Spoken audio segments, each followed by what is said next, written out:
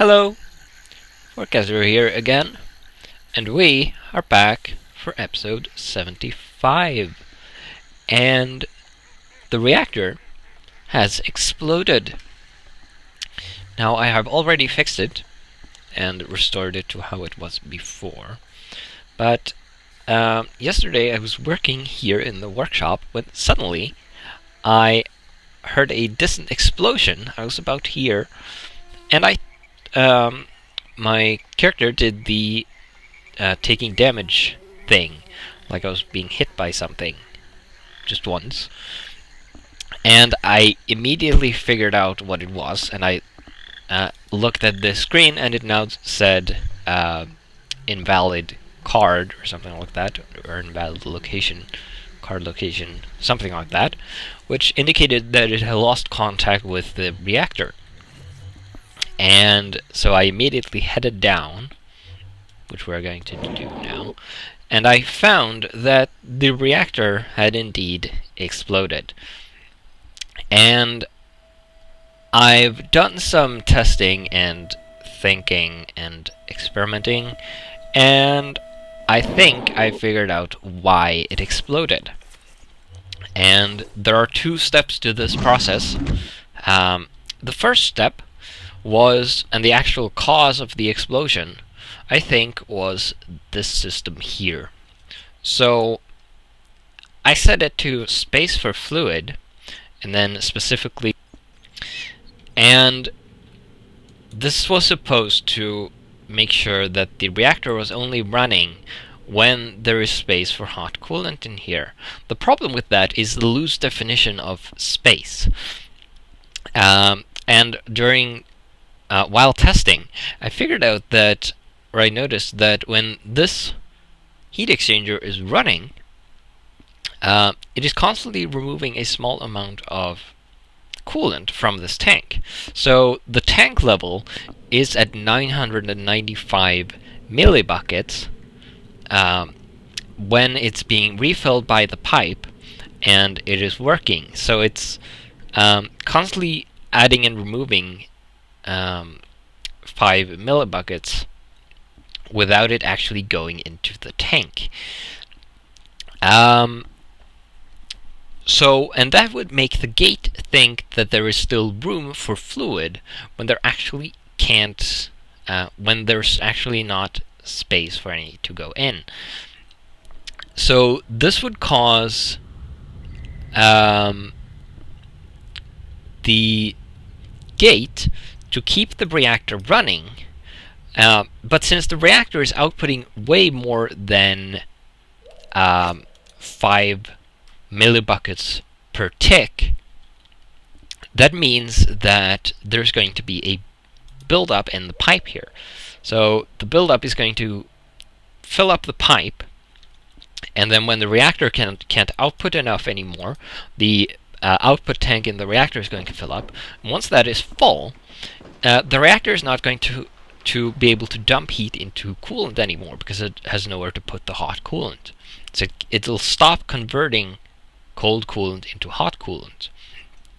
And then the heat will be going into, all the heat that would be going into the coolant would be staying in the reactor, and the core would start heating up rapidly. And this would cause the reactor to explode. So we're going to fix this entirely by changing this to contains less than 75%. So this is going to impose a stricter restriction on when the reactor can run, and we're going to set it to hot coolant again. So now this tank has to contain less than 750 millibuckets of fluid. So there has to be about a quarter empty, or a quarter empty or more, for the reactor to run. So now, even when this is running at capacity, as soon as this fills up to more than 75%, the reactor is going to be told to stop outputting hot coolant. So that should fix that issue. Now the second issue was the way I had implemented the failsafe.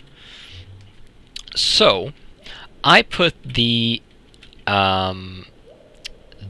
thermal monitor here, and as you noticed, there was some green stuff on this screen that vanished, and I didn't pay that much mind when I did this last time, because it's been ages since I've used this mod. But that's actually important. If I put it here instead, the green stuff is going to stay. And this indicates that the thermal monitor is working. So apparently, you can't put it on the frame of the reactor casing. You have to put it on this 3x3 area here. So this area here, one of these blocks, any of these will work. But if you put it on these corner blocks, it can't do its jobs. It's not going to do anything. So the failsafe didn't engage when the reactor started heating up, which caused it to eventually overheat and explode. So we're going to put it here now, and we can see that it is now working. And I'm not going to configure this the way I did before. Now we can see it's engaging because the heat is 0. I'm going to set this to 10. And I'm going to tell you why I'm doing this shortly. We're going to put this here. We're going to grab the signal tuner, which ought to be in here. So before I had it set to over 1,000 heat units or something like that, and I've realized that that is a bad idea, because when the reactor can't get rid of the heat in the reactor, either because the input tank has no coolant in it, or because the output tank is full, the core temperature is going to start going up slowly. But these components are still going to be taking heat out of the core as fast as they can, and because the vents can't get rid of it, it's going to start building up in the vents. Now I'm not sure if if some of it's removed, even though it can't actually put it into coolant. But I know it's going to start building up in the component. So the component heat level is going to start going up, which means they're essentially going to start taking damage, which within quotes. So these bars are going to start going down, and if these bars go empty, the components are going to break. And when they break, and in my test these broke first, these vents, and then I think this broke. This survived, and then these started breaking. Not sure why, but once the components start breaking, less heat is getting extracted from the core, and the core starts gaining temperature much more quickly. So at that point, the thermal monitor would engage because the core has reached the temperature threshold. But I don't want that. I want the components to survive as well. So I'm going to set this thermal monitor to 10, a very low temperature. But when the reactor is running and there is coolant, these components are enough to keep the core temperature below 10, I think even at 0, because all of these extract heat faster than these rods are producing it. So as long as there is coolant, the reactor is going to be, the core is going to remain cold. But as soon as there is a blockage somewhere, or coolant runs out somehow, the temperature is going to go up a little, and as soon as it goes above 10, the thermal monitor is going to shut down the reactor. And then I have to come down and enable it again.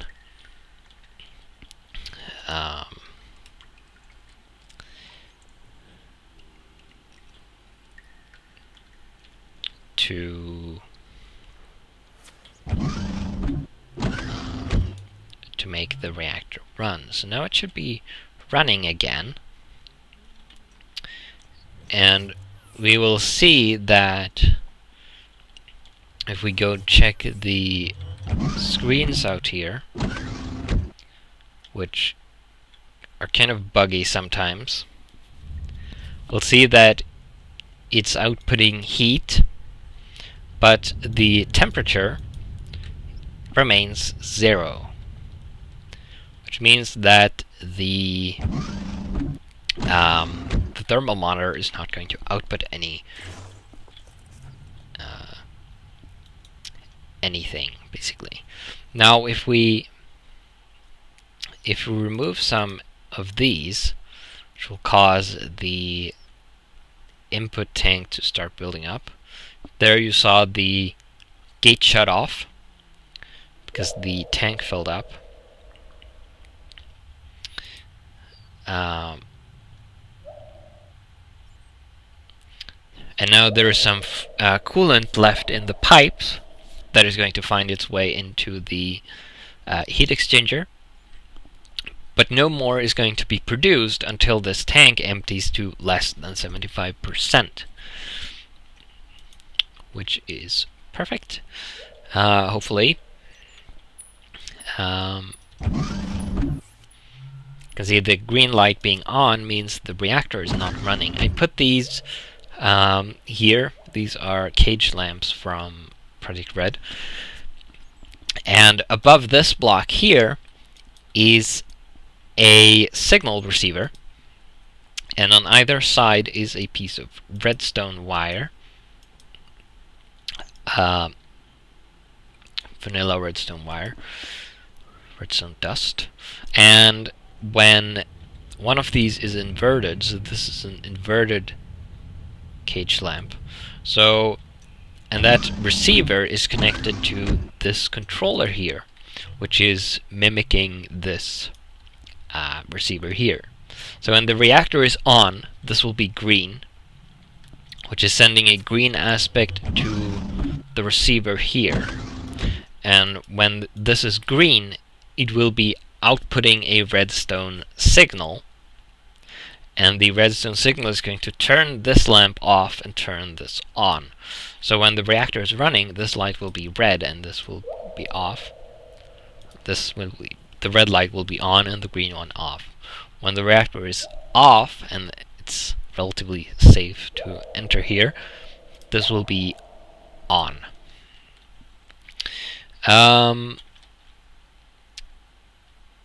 Now I made a pair of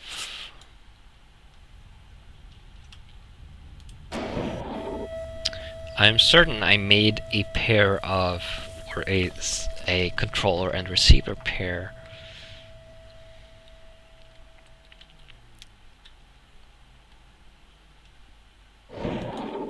I must have put it in the crafting table. I actually intended to bring them with me. Yeah, there they are. Because as I said in the last episode, which I thought would be the last Reactor episode, but turns out that was not the case. I said I wanted an alarm that would alert me that the temperature shutoff has been activated. So I'm going to use a controller box, the receiver box, to get that signal up into the workshop. So we're going to put the controller, which is this one here. So when everything is alright, this output will be on. As soon as this triggers, we'll switch this side off and turn on this side, which will turn off the reactor. So we want for logic's sake, we're going to have the default aspect be red, and the redstone aspect is green. So when the redstone is on, this is going to send green, which means everything is fine. Then we're going to select this with the tuner, and then we're going to head upstairs. I'm not sure what this problem is caused by. Some text gets stuck on the screen sometimes. It's kind of weird. Anyway. Then I made, as you might have noticed, I made this, which is a howler alarm. And this is simply a block that outputs sound. It's made from a motor, circuit, some note blocks, and some iron plates. And I'm going to use this as my signal that something is going down. So we're going to put this somewhere where I can't see it, preferably. Maybe downstairs, although I would like it up here. Probably. Maybe I can put it in this wall somewhere. Should be space in here. Yeah, this should work. Yeah, there's the wall. So we can put it in here. The only way to turn it off is going to be to go down to the reactor and reset the or to toggle the latch, at least for now. Now I think that the this will only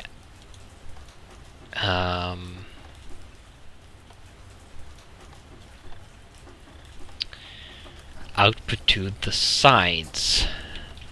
Why are you red?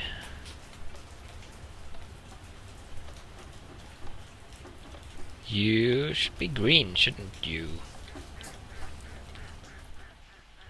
Did it turn on while I was going up? That's scary. Kind of. Let's hope I just configured the controller wrong. Stupid bats. Really hope I just configured the controller wrong. The reactor is currently off.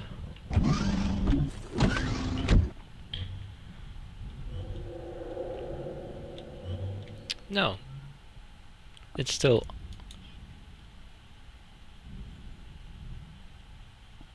Is it not? Oh, right. When you place this down, you need to update the redstone signal before this will receive it. That was why. Alrighty. Okay, everything is fine. Right. So the howler alarm is configurable.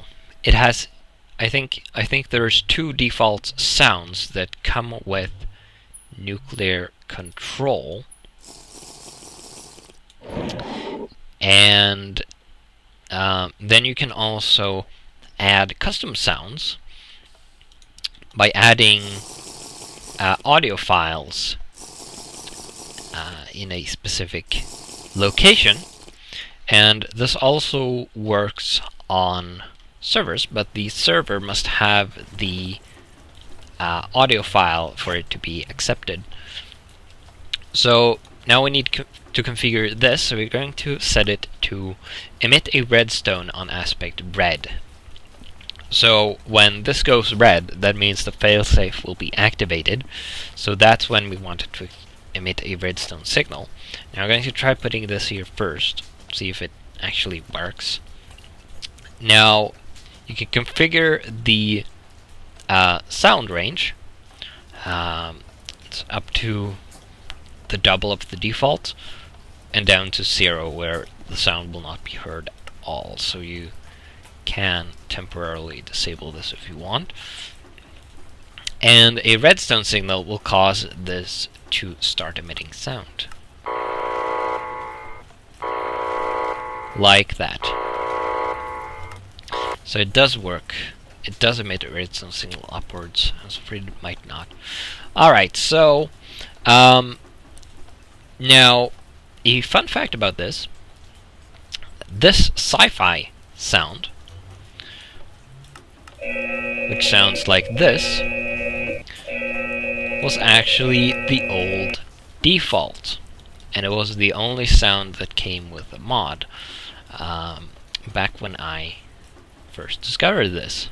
I didn't like it, however. I think it sounds, well, kind of spacey and weird. It doesn't sound like a proper nuclear reactor alarm. So I made this with some... I actually found an alarm sound, a free alarm sound on Google. I think. I don't quite recall, but I think that's how it went. And I edited a bit to make it loop properly, and gave it to the author, which who liked it and added it to the mod as the new default.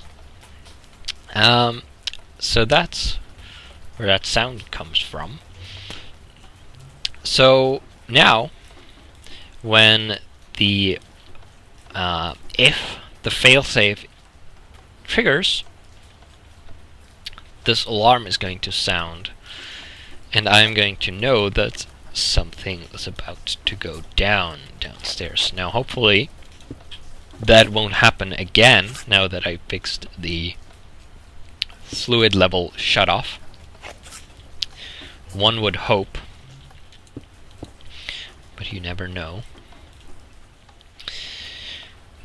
I haven't really been doing a whole lot of stuff in between, or since the last episode. I've mainly been standing around waiting for Serene here to mine. And she's found some goodies for me that I knew she would dig up because I used the scanner beforehand, of course. But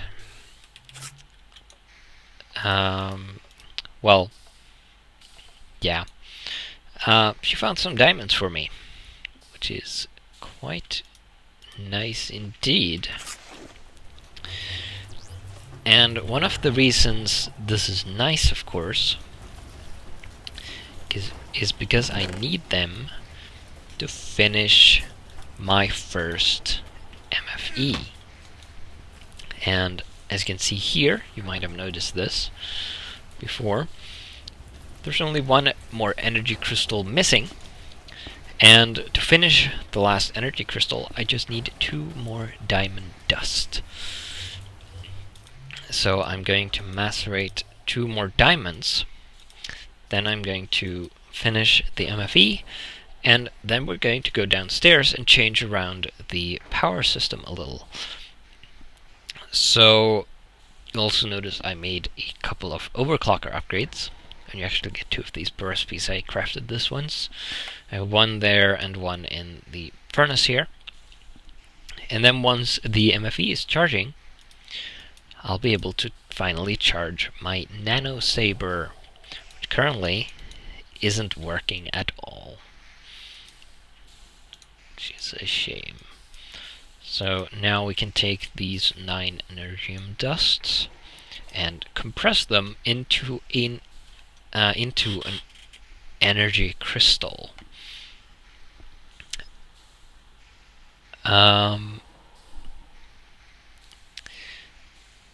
Like so. The old recipe was a lot easier, but a lot less interesting. And I think this is much better balanced. Now it costs 4 diamonds per energy crystal instead of 1. If you don't know, the old recipe was a diamond surrounded by 8 pieces of redstone. Let's put some stuff away. And these things... Oh. That's where that went. The Railcraft tools go in the Industrialist's backpack because they're configured to go in the toolbox. So that's why they go in there. Because the backpack also accepts anything that goes into the toolbox, of course. So now we're going to reconfigure this a bit. So I want the MFE to be the first one. So we're going to shift things around a little bit. First we're going to disconnect that. We're going to have to remove this cable. Then we are going to remove these as well. And then we're going to run these out.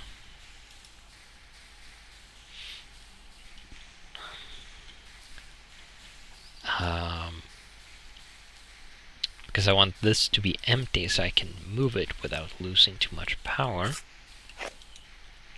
Or to avoid losing power.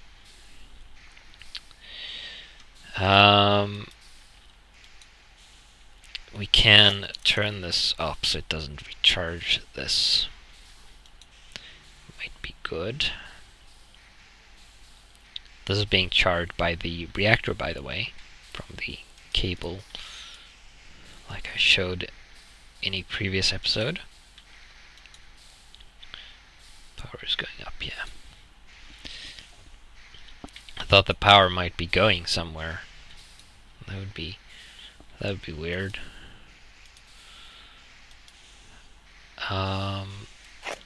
Where did that diamond rule go? There it is. Let's charge that up fully as well. So now we can grab this, and we're going to put the MFE here instead. Then we're going to turn this that way. It's going to start charging that. Power is going to go to other places. Recharge lights and such, of course. And then we're going to put that there finally.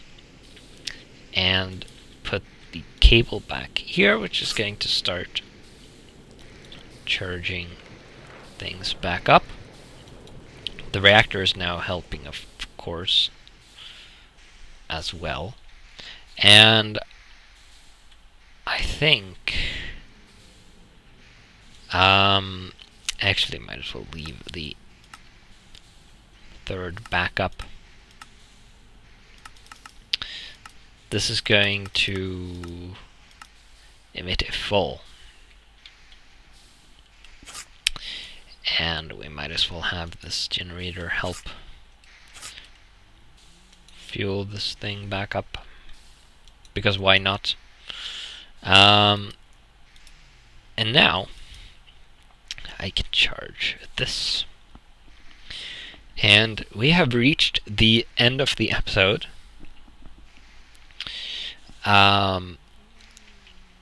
So we're just going to have a look at this quickly before I leave you. So the Nano Saber, as you may remember if you saw that episode, I have changed the texture of this. I removed the solid blade it used to have because I think this looks cooler. And now I can finally turn it on.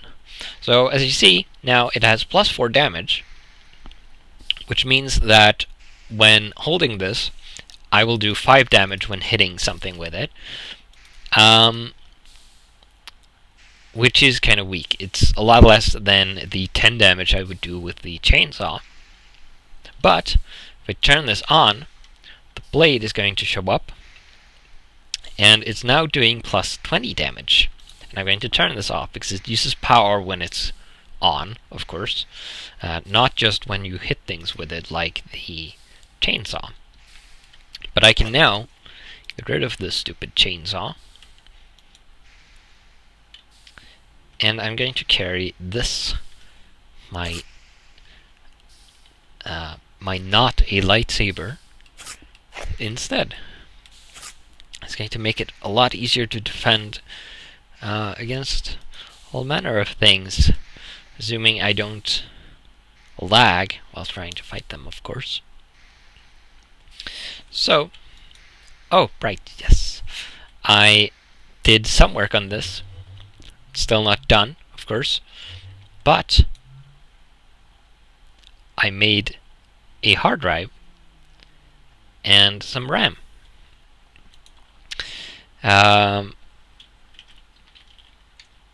Now, what I still need, definitely, is a graphics card,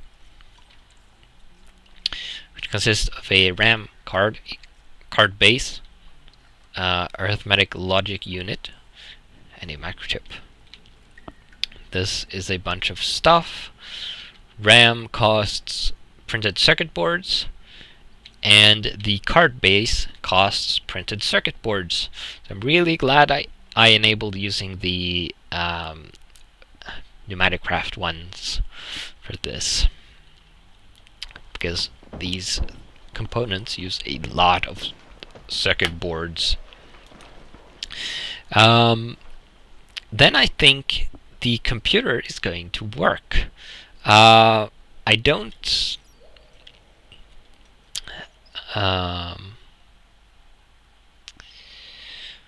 think I need a network card. I think then, if I remember correctly, the network card is only for communicating with other processing capable blocks, like other computers or microcontrollers. I think other components, like the transposer, still work without the network card.